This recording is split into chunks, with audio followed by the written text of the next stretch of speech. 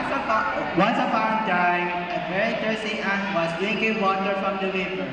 Suddenly, the ant lost his balance and fell into the water. Help! Help! Help! Cried the ant. But no one could hear his cries. The dog was sitting under a tree nearby and saw the ants was in trouble. He quickly plucked up a leaf from the tree and dropped it in the water. The ant climbed on the leaf and thanked the dog for saving his life. After a few days, the dog was sitting on the tree. The ant saw hunters aiming out his arrow at the dog. The ant knew his friend was in danger. He quickly bit the hunter's leg.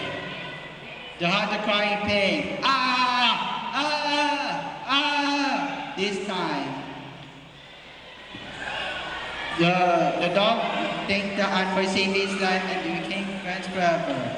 More of the story, one good deed deserves another. The end. Thank you.